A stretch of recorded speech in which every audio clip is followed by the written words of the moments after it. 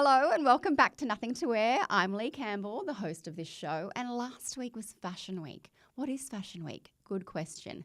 I have invited my friend and amazing model, podcaster, author, everything, Jessica Leigh. She's going to help me understand what Fashion Week is because she models and attends. And we're going to talk about what we saw last week and how that's going to affect our wardrobes in the coming months. So let's do it. You have to do it. You live for fashion.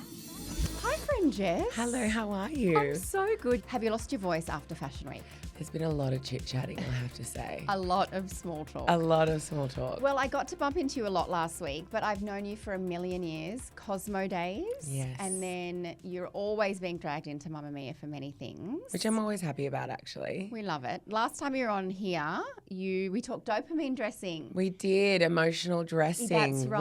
Which it still rings true for me, and I felt it a lot this past week. I know, right? It's like anything goes. So that's quite exciting. But before we get into Fashion Week, I ask returning guests two questions. Do you have a biggest fashion splurge or impulse purchase that comes to mind? Something that just pops in, which I don't regret at all, but it was definitely like owie when I bought it.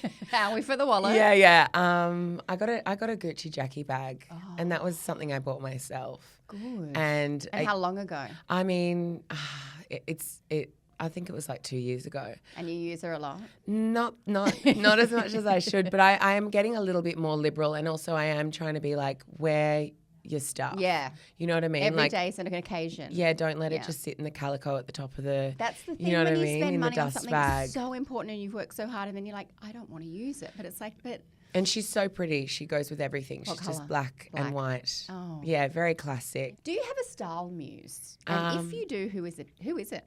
Currently, Pamela Anderson. Yes. Obsessed. Oh my God, I love that so much. Yeah, I just think it's almost just because she's kind of returned to herself. I always thought she was the hottest, like from back in the day, like Baywatch days. Yeah. Incredible, like her and Carmen. Like I love sexy girls. Me too. So like that was just so beautiful. But And then now she's just stepped into this phase where she is being herself with her own human skin. Yes. I love and it. I feel like it's great because what we expected of her was to be a sexy girl with the eye makeup and the, the whole beauty look, but she's still just radiating, sexuality and just confidence, but she doesn't have to do the whole hair and makeup. That's just what we're coming to in this day and age. Like we're getting to that little pointy place where I think things are getting a little bit Hunger Games like IRL. Yes. And it's just nice to see someone just pulling back from that and just being like, I'm actually I'm just me. gonna do what I want. And I'm going to kind of look how I want to Yeah. look and actually look like myself. Yeah, I love Yeah. that.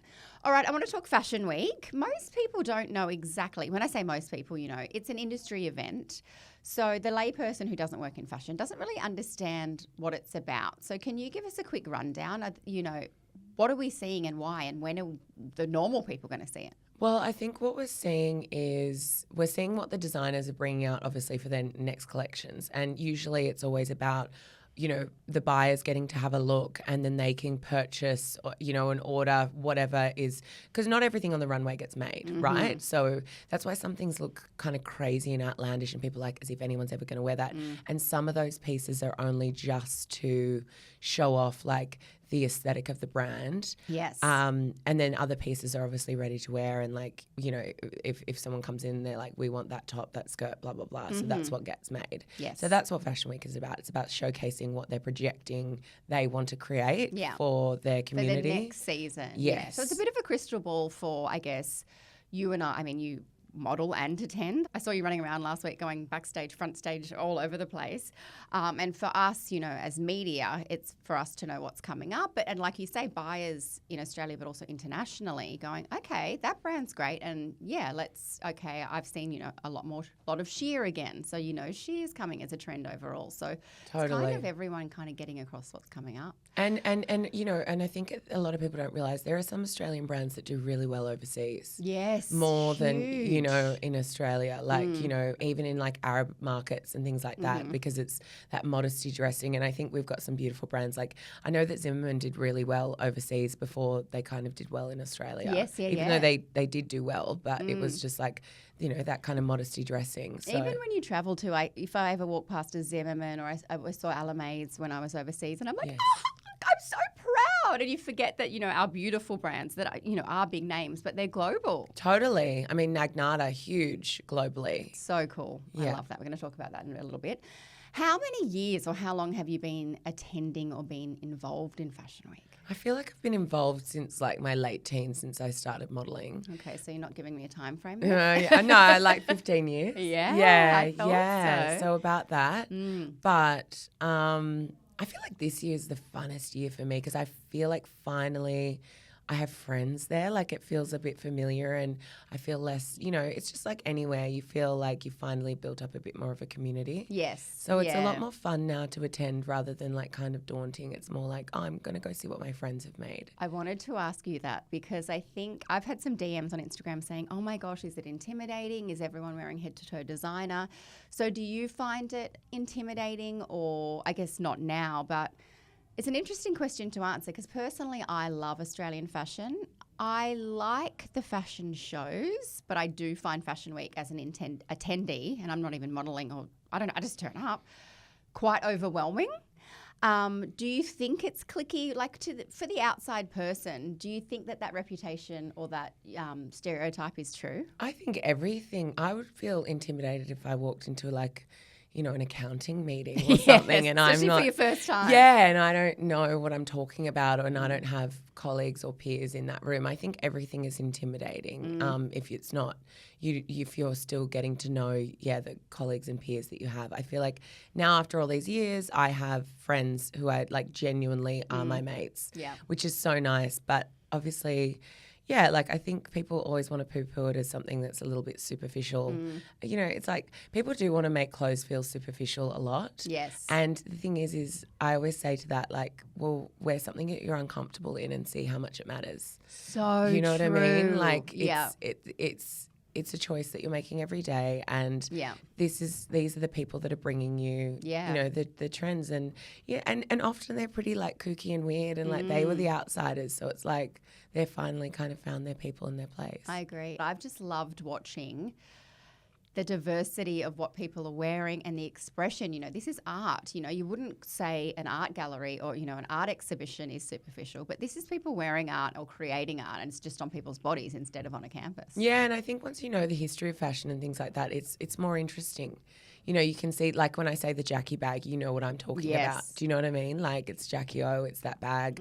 You know what I'm saying. It's like there is history woven into people's clothes. And in Australia too, I was chatting to someone last week and we were talking about, when Sass and Bide was Sass and Bide and the rats leggings and, we were looking back at old age photos from, 10 years ago and that sort of sequined skirt. Australian fashion does have that heritage, and it's quite nice to see that evolve over the decades. Totally, and I think you only get that perspective with time when you've lived through trends. Talk to me about what you loved last week. Standout trends, looks, shows, attendees, anything. Well, obviously the week started with Colours and Paddy, which was beautiful and I think was super fitting. And the Carriage Works showroom, which even though the Colour show was at Circular Quay, the Carriage Works showroom has been called the Colours and Paddy room. So I think that's a really nice nod to that legacy. And the show was very colour, like, it was those silhouettes, lots of beautiful, like feminine shapes, flouncy. Rachel Rutt was wearing this beautiful polka dot dress, which was so floaty and gorgeous, like a kind of halter neck. And then she had elbow length leather gloves on. Amazing. I loved it. I was like, that is sick. You know, like that kind of contrast. Because I love being girly, but I also think that I love it to kind of like, mess it up a little bit as well. So that was gorgeous. And I think also for us getting dressed at home, it's kind of like the wrong shoe theory, but you can apply it to anything in your wardrobe. And like technically if it doesn't go, that's kind of great. It doesn't have to be all matchy-matchy, or just try it. I think something has to draw the eye to go, do I like that or not? Yes. Like it's got to, you don't want to walk in the room and have no one have kind of an opinion on your outfit. Yes. I feel anyway. Yeah. I want Depends on where you're going. If you're going to your accounting meeting, we spoke earlier. Yeah. But yes. And then I think another standout show for me was obviously Nagnata. Yes, amazing. Yeah, Laura and Hannah, Was that their first show? That was their first on schedule show. Yeah, which they haven't right. shown on schedule before. Yeah. And it was really big for them because they launched Denim, Yes. which was super They exciting. did. I loved it because if for listeners that don't know, it's kind of an activewear brand, but Yes. I'd more say a lifestyle brand. You know, I have a bunch of their shorts and I just kind of wear them in summer with thongs and an oversized shirt around to do chores. And I mean, I'm not really an exercise person, but it was all beautifully tonal and I loved it. Anything else that you loved? What else did I love? I mean, my outfit today is Hansel and Gretel. Yes, I was saying to you before we started filming, I love velvet, but if I wear it, I look like I'm going to be in a pantomime for school. But you can just do velvet so well. It's such a luxe fabric. I do love like a silky piece. Yes. Like, you know, Silk Laundry. Yeah, I love Silk Laundry, which is another Aussie brand. Didn't show, I think we've talked about that before. Yeah. Yeah, I love silky. It's great to fly in velvet. Is it? Yeah, it is. All right, first class lady. I know. Actually, I do have like wide leg black oversized pants, elastic waist that are velvet. That's genius. Yeah, I and normally go for tracksuit pants. Well, but that's the thing. They feel like tracksuit They feel like pants. trackies, but you don't feel like, oh, I'm just walking around in my trackies the whole time. Yeah, no, it's good. Okay, I'm going to get into that. Yeah, it's a good little hack for the airport. I personally loved Nagali. It was the most beautiful, like the prints they're all Indigenous prints and they were just so beautifully crafted with the garments that it just felt fresh and different, but not sort of trying to make a statement and out there. There were some beautiful browns and beiges. As you can tell, I'm a neutral girl. I just thought that was so beautiful. And for me, I always love Bianca Spender, which is interesting that you mentioned Carla. Bianca Spender is her daughter. I think she's my favourite Australian fancy designer. It's all that sort of classic tailoring, but a bit of structure. There was some beautiful sort of billowing like almost strapless tops and then these amazing satin pants that are structured at the top but then kind of billowy at the bottom. And she introduced swim, which I thought was quite cool. It was that all is very cool. Yeah, it was very her. So not, I wouldn't say conservative, but very sort of classic. I have so many of her pieces that I've bought many years ago and they still look brand new. And so while it's an expensive price point and they're classic enough to keep wearing, but like you say, a little bit structural, different, that every time I wear it, people will be like, oh, where's that from? And I'm like, Bianca Spender, and they go to look for it. I'm like, oh no, it's like 8 years old. Yeah. So it's worth the investment. Totally. I think she's great. Thoughts on Fashion Week and size inclusivity and diversity in all encompassing. I saw a lot of, I hate to say older, but I saw a really nice representation of women that weren't 20. What are your thoughts? Because you were front stage and backstage. Yeah, I feel like that we're going to always have this conversation about like diversity when it comes to, size and race and age and gender and all that kind of stuff. Obviously, my answer is always the same year after year. Could be better. Could be better. Could be better, but at the same time, it's less tokenistic now, which I love. That, like we actually know the models' names, those curvier girls. So they're not just quickly finding someone on social media as a ring in. I think it's like, we've seen girls year after year on that runway, which is really nice because that's what it's all about. It's about making someone a personality, someone recognizable. It's not just about finding, filling a brief and just recycling ticking it. a box Exactly. and then everyone else is size 6. Yeah, so it's I feel like it could be better in terms of everything, but the age I love. And I just think it's just less shocking now to see.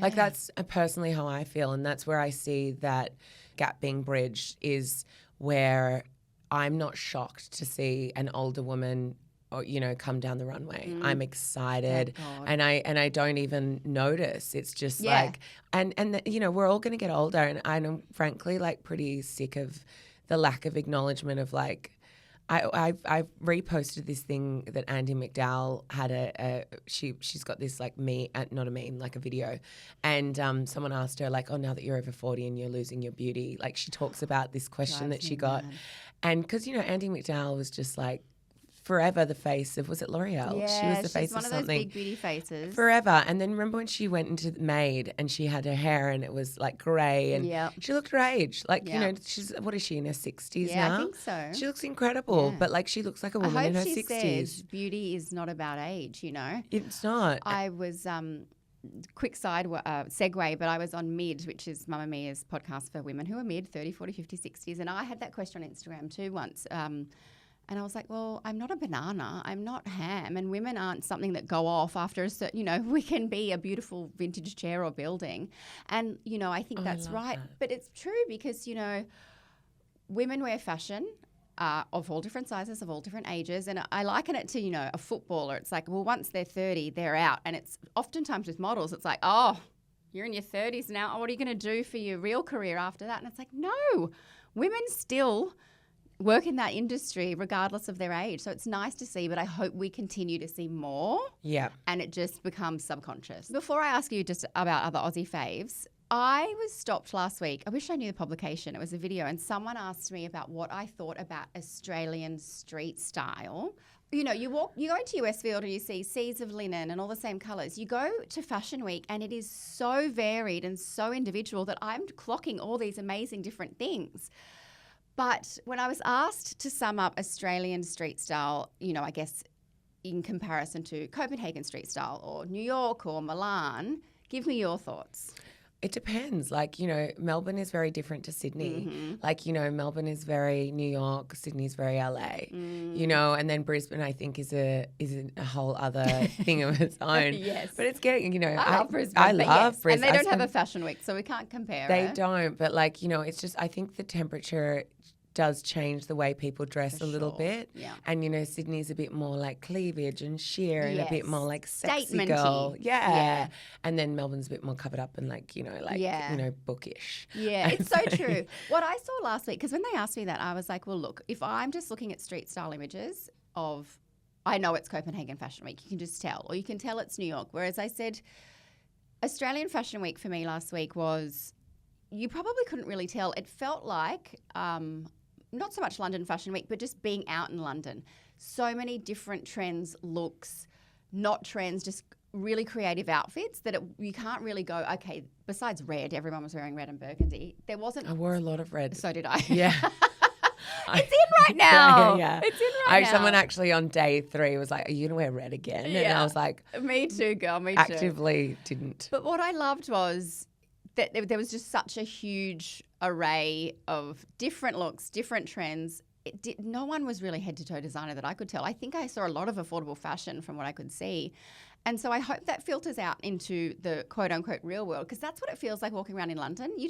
No one feels awkward. They just wear what they want. Oh, totally. And I loved that about last week. And so I hope that, more regular people just go, I feel great. I don't care if it's a skinny jean or it's whatever. I'm just going to wear it. Yeah, I think the thing is about Australia, I wouldn't say we have a distinct signature of how we dress, really.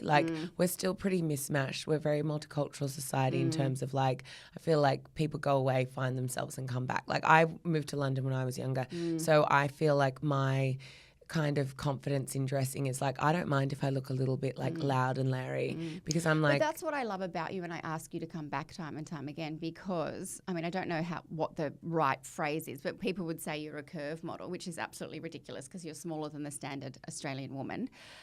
But I fluctuate. Oh, I have don't the we pleasure all, of babe? fluctuating. But you wear what you want. You look phenomenal. You ooze confidence from your Instagram, and knowing you in real life, that I mostly see you on Instagram, that is so inspiring. And that sounds really kind of like lip service, but it's not. You're just like, I feel great. I'm wearing this. It's just very individual, and I feel like you feel really happy and confident in what you wear. Yeah, well, I felt like last week as well, I was really dressing how I dress. It was for the first year, and I feel like I was talking to Liz Sunshine, who shoots a lot, and she was wearing the same thing every day. And we talked a bit about how this year it felt like people weren't doing as many go home, get changed, have 5 changes. And the only look of mine that was featured on, Vogue Runway was I was wearing a $16 vintage Nevada Cowboys T-shirt. I love that. And it was just some random shirt and my own jeans. I think I was wearing some Burberry Sunnies, which is nice because I love what Burberry's doing, especially speaking about the age thing. I love what they're doing with all their advertising at the moment. But that was me. That I'd wear that any day of the week. Yeah, but and that was individual. and that was the one that got kind of featured. And I feel like it's because it speaks to how you actually would dress. Yes, yeah. You weren't make a playing like few dress ups risks. like a pantomime like me in Velvet. Before we do bougie and budget, what do you think the everyday person that doesn't go to Fashion Week can learn from what we saw? Well, you know what I did this year was I wore a lot of the same shoes and bag, or, you know, like accessory wise. And I think the thing is taking away some of that decision fatigue every morning, right? I think you don't have to style your whole outfit head to toe and change it up every day. Mm-hmm. You know, have the kind of like metallic bag, or like, you know, that big statement earring, I was or going to say you know, the accessories. thigh high boot, and wear that all week with all different looks. Like have that be your statement, and like, you know, it's like that it can be daunting trying to dress like interestingly every day. Yeah. But if you kind of commit to, I'm going to have this particular bag, which is a bit loud and out there, Yes. but I'm going to work it in with all these different looks. Yeah. I think that that's something where you can play around with fashion and it's less daunting. Agreed. And mine was belts. I noticed so many people had a Yes. trench or a blazer or even just a jumper and just chucking on a belt and cinching it in the waist or whatever. It looks like you are so effortless and timeless and chic, but maybe you just grabbed a belt at the last minute. Okay, bougie and budget. You don't have to give me exact products. You can, brands, just Aussie-themed bougie and budget. My budget, I'll start with that, is, I bought a whole bunch of vintage tees this week, and I wore them to a couple of shows and just like throughout the week, which I loved. There's a shop on Enmore Road in Newtown called Route 66. Oh, and Fashion Week wasn't far from there. No. Oh, I'm going to have to go back this week. Yeah, and I'm not usually, but I used to always be afraid to kind of thrift a bit because the shops are a bit scat and like a bit yucky Hand laid out. sanitizer Yeah, and vibes, I just yes. like, you know, I'd just be like, I don't want to go in there. Like I'm not, but you know what? They've elevated so many of that. Like I don't want to sound like a snob. That sounds but so it's snobby. true. You know, but it's you like I'm also having have- a good shopping And experience. you have to be in the right frame of mind Yes. and have time to sift. But then now I feel like they've sifted it for you. Yeah, like I feel like agreed. they've gotten their act together. And this Route 66 shop, love.